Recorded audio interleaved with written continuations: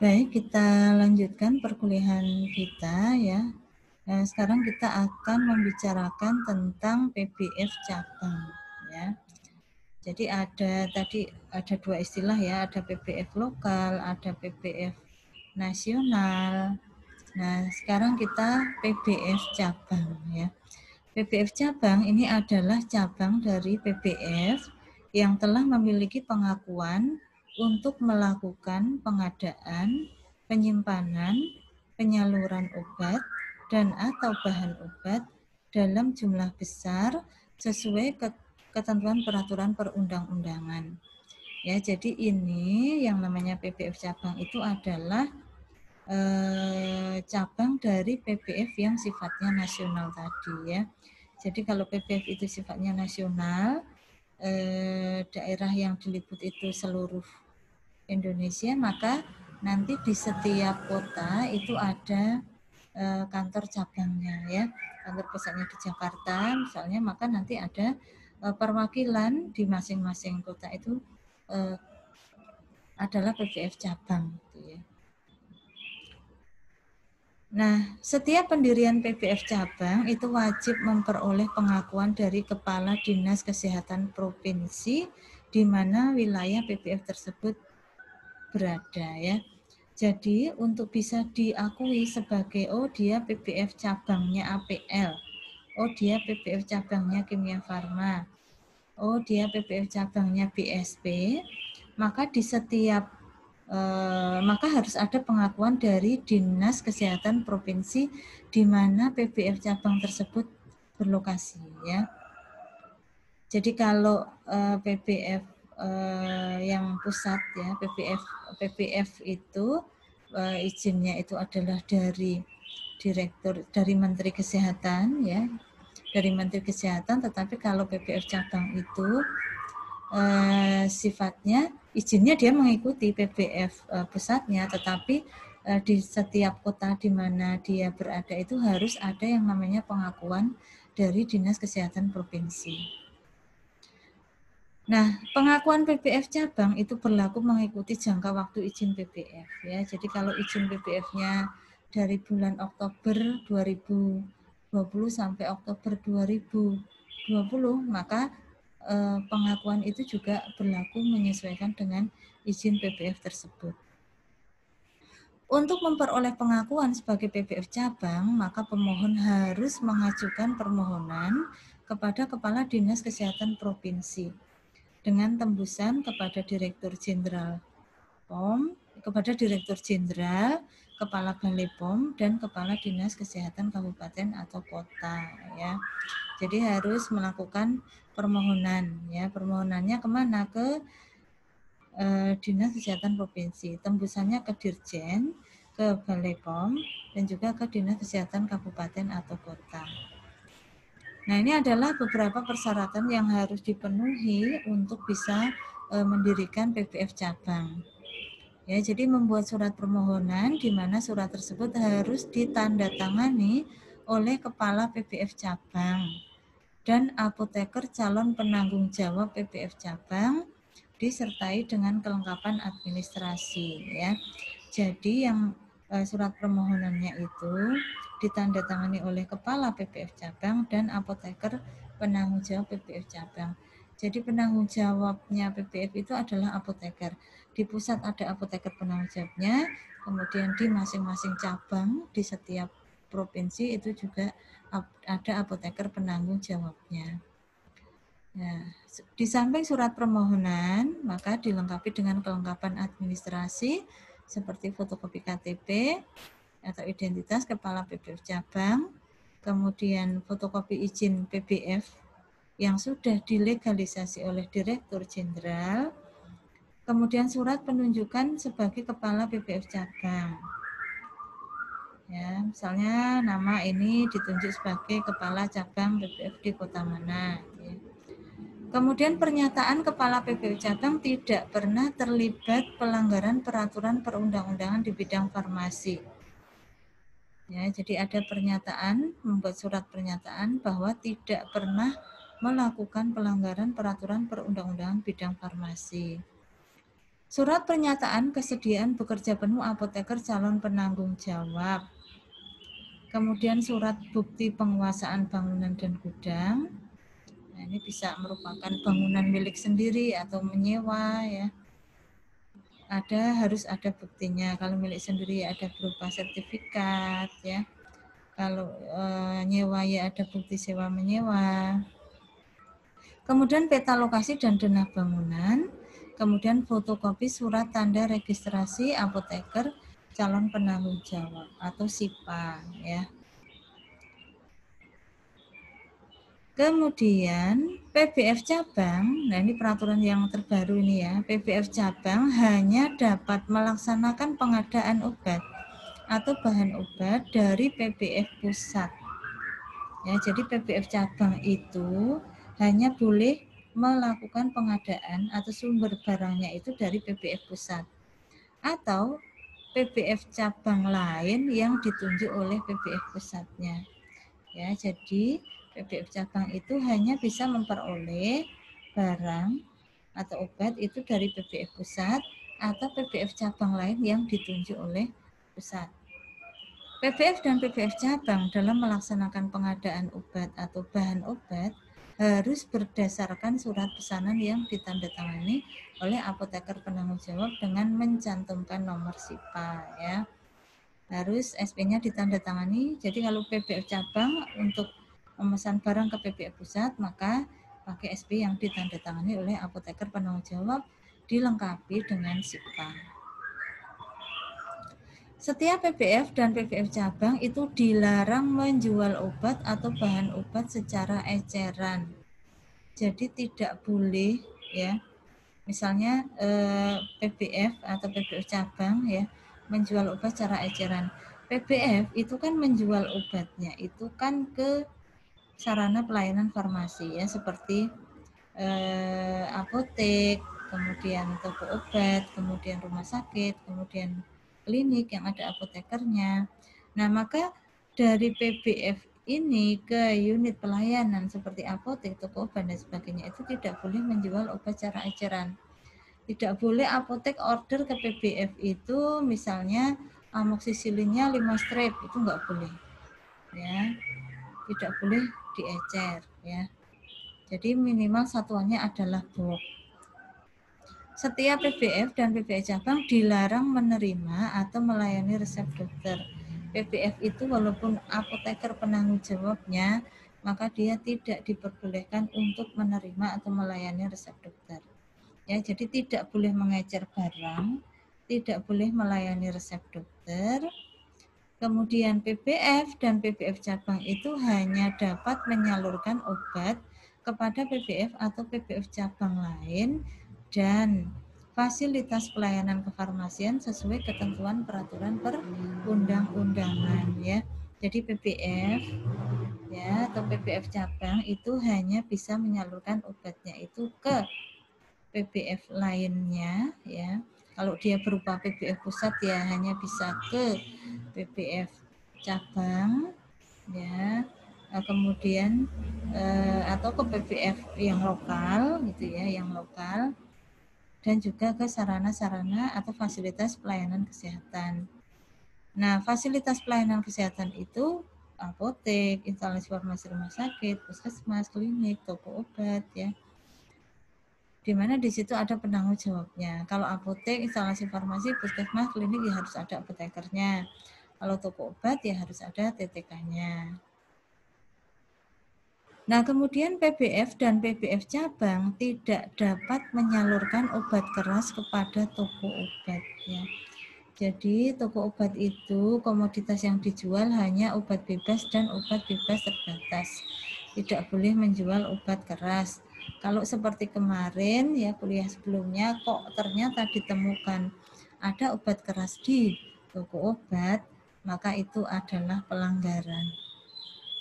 PBF dan PBF cabang hanya melaksanakan penyaluran obat berupa obat keras berdasarkan surat pesanan yang ditandatangani apoteker pengelola apotek atau apoteker penanggung jawab ya. Kalau dia menyalurkan obat keras ke apotek ya, ke instalasi farmasi rumah sakit, ke klinik, ya maka harus ada SP yang ditandatangani oleh apoteker. Kalau dia menyalurkan ke PBF cabang, ya atau PBF lokal, maka harus ada SP-nya yang ditandatangani oleh apoteker penanggung jawab dan nomor SIPA-nya. Dikecualikan dari ketentuan surat pesanan, lembaga ilmu pengetahuan ditandatangani oleh pimpinan lembaga, ya. Karena kalau apotek itu kan penanggung jawabnya apoteker, PBF penanggung jawabnya apoteker. Rumah sakit, instalasi farmasi rumah sakit penanggung jawabnya apoteker. Tapi kalau lembaga ilmu pengetahuan, ya, lembaga ilmu pengetahuan itu misalnya BSI, ya maka BSI yang menandatangani SP-nya adalah pimpinan lembaga atau direktur. Dikecualikan lembaga ilmu pengetahuan. Kemudian setiap PBF dan PBF cabang yang melakukan pengadaan, penyimpanan, dan penyaluran narkotik wajib memiliki izin khusus sesuai ketentuan peraturan perundang-undangan.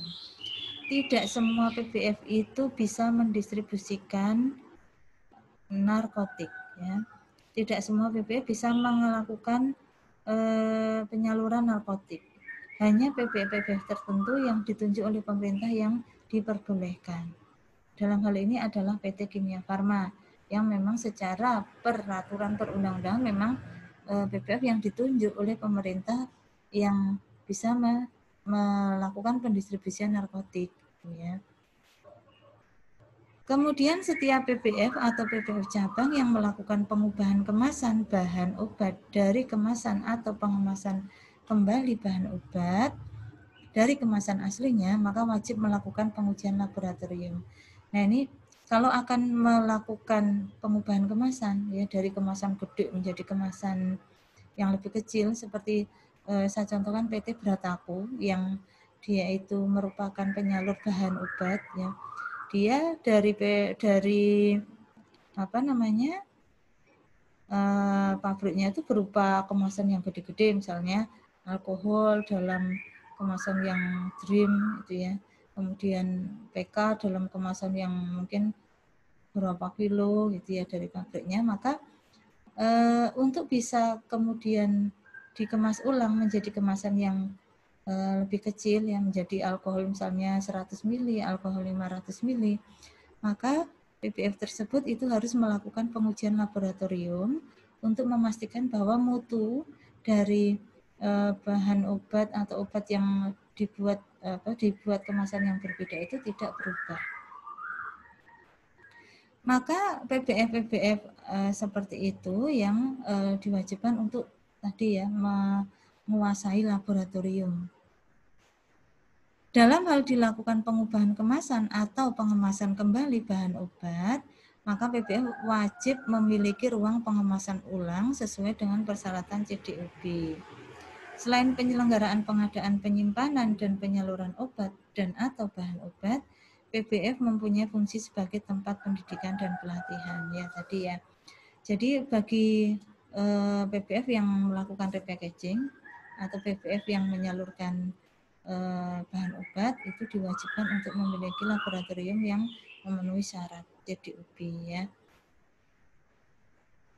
Kemudian di samping dia juga berfungsi sebagai saluran distribusi, PBF itu juga merupakan tempat pendidikan dan pelatihan, ya, sehingga bisa saja nanti mahasiswa BSI itu melakukan PKL di PBF, ya. Kalau biasanya PKL-nya hanya di rumah sakit, hanya di apotek, hanya di industri, ya, puskesmas, maka bisa juga melakukan PKL itu di PBF, karena salah satu fungsi dari PBF itu adalah menyelenggarakan pendidikan dan pelatihan. Nah, ada beberapa istilah yang harus diketahui. Yang pertama adalah ini ya, tentang distributor utama. Kemudian ada subdistributor, ya. Distributor utama ini adalah PBF yang memperoleh atau menyalurkan obat atau bahan obat langsung dari pabriknya, ya. Jadi ini adalah PBF yang memang ditunjuk oleh pabrik atau industri farmasi untuk mendistribusikan obat-obatnya ke seluruh wilayah di tanah air. Nah, PBF ini disebut sebagai distributor utama, atau PBF nasional, ya. Nah, jadi dia langsung dari pabrik, maka kemudian nanti bisa dari pabriknya itu dia menyalurkan ke PBF yang lain, ya, PBF lokal, PBF cabang. Nah, itu ya. Kemudian ada istilah subdistributor. Nah, subdistributor ini adalah PBF yang memperoleh obat atau bahan obatnya dari distributor utama, ya. Jadi ini biasanya sering disebut sebagai PBF lokal.